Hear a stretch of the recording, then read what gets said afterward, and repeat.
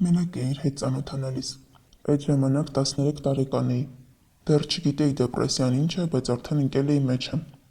Սկսել է ինձ մեծ զգալ, մազերս էին ներկում։ Ինձ անընդհատ ասում էր՝ մենք կամուսնանանք, ես այն լակոտներից չեմ, որ թողնեմ։ Մեր մեջ ամեն ինչ լուրջ կլինի։ Հենց առաջին հանդիպման ժամանակ առաջարկեց հարաբերություններ ունենալ։ Միանգամից շոկի մեջ ընկա։ Քայլելով գնացինք ամայի մի տեղ, առաջարկներ արեց, ասեցի չէ։ Հետո տարավ իր տանեցիներին ծանոթացնի։ Ես մտածում էի իրանք շոկի մեջ կհայտնվեն, բայց հայրն ասեց՝ հա նորմալ է, ես էլ եմ իմ կնոջի հետ տարիքում առել։ Արդեն սկսեցին ասել, որ ես այդ տան հարսն եմ։ Ես շոկի մեջ էի, բայց այդ խոսակցությունները, որ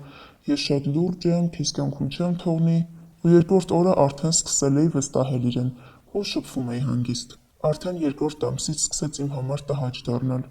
Չէի ուզում դեմքը տեսնել։ Զզվում էի իրանից։ Իրան ասեցի՝ արի էլ չշփվենք։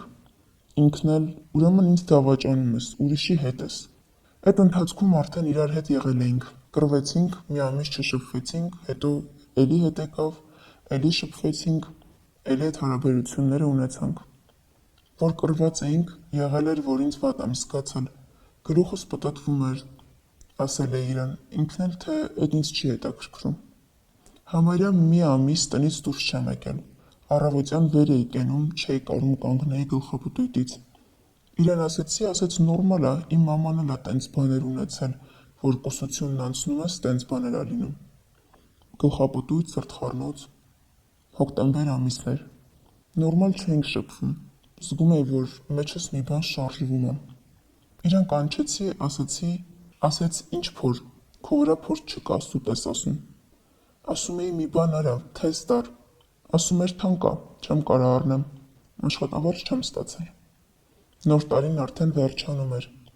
Գնացի իրանց տուն, պատմեցի ծնողներին, որ հղի եմ։ Ծնողները սկսեցին հարց ու փորձ անել տղայից։ Ինքը կույս է եղել, ինքն էլ գլուխը կախեց, հա մամա, հա։ Նստել ծիծաղում էր։ Ասեցին վերջ, դու հիմա էս տանն ես մնալու։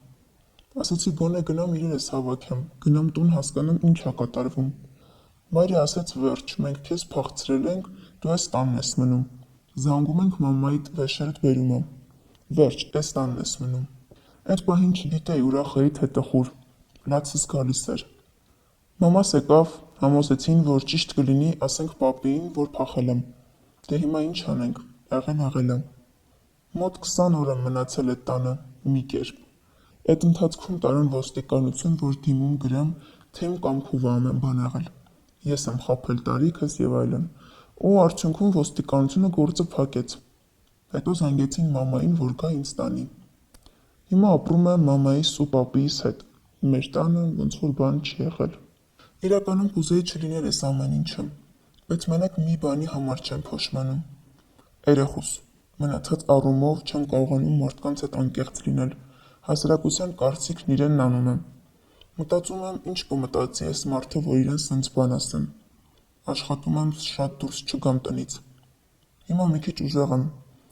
Ուզում եմ պաշտպանեմ ինձ ու երեխուն, չեմ ուզում հանդիպի հոր հետ, որովհետև երեխան իրան արդեն հետաքրքիր չի։ Բայց գիտեմ, որ իմ ինատու գալու է, որ հանդիպի երեխուն։ Ամենամեծ դիսկոմֆորտս նրանում է, որ խոսալուց իմ վրա են նայում, ծիծաղում են։ Շատ եմ նեղվում դրանից։ Մտածում եմ, որ հիմա կուրսում այդ մասին իմանան, հետս չեն շփվի։ Դասարանում նման մի բան եղավ։ Մեկին դասղեկն էր ասել, ավելի ճիշտ ծնող կոմիտեին, ինքն էլ երեխուն էր ասել, սա էլ բոլորի մոտ տարածել էր, երեխեքը վրեժ չէին նայում, զզվում էին, չգիտեի խի։ Ես իրանց բան չէի արել, բայց իրանք ինձնից զզվում էին, քչփչում էին, պատերին էին նայում։